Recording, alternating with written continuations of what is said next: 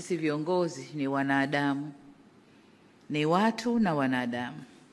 Tuna miko tumewekewa. Ukitufanyia assessment leo, unaweza ukatukuta only 30% tunafuata kweli hiyo miko ya uongozi.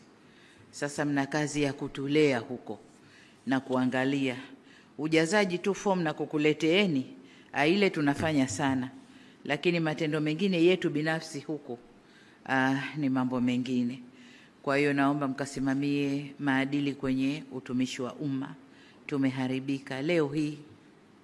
Mtumishi wa umma anakosa uzalendo, anakosa tuseme nini sijui, ile moyo, na kwamba mtumishi wa umma anathubutu kuchukua siri kwenye mafaili, akapiga picha kwenye simu yake na akasambaza kwenye, akijua kwamba anamkomoa rais, akijua kwamba sijui anamkomoa nani inline, lakini kumbe ni yeye amekosa maadili, ni yeye hawajibiki kwa taifa lake, uzalendo kwa taifa lake hakuna.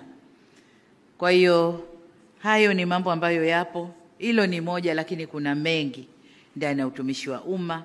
Katusaidieni, kwa sababu utumishi wa umma ndio engine ya uendeshaji wa nchi hii. Basi nihitimishe kwa kuwataka wateule wote mkafanye kazi kuendana na viapo vyenu mlivyo hapa leo, mkawatumikie Watanzania kwa uadilifu na kwa uwezo wenu wote. Taifa hili ni letu, wawajibikaji wa kulijenga taifa hili ni sisi. Mlio hapa, tuliopo na waliopo ni sisi na hakuna mwingine. Na kwa sababu ya uzuri na madhubuti wa taifa letu, mnaona yanayotokea leo.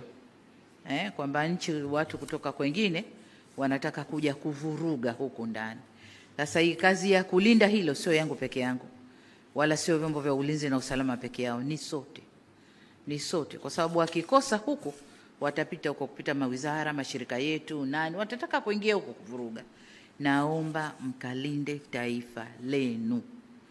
Hii ndio rasilimali yetu tulioachiwa, hatuna nyingine. Nendeni kailindeni.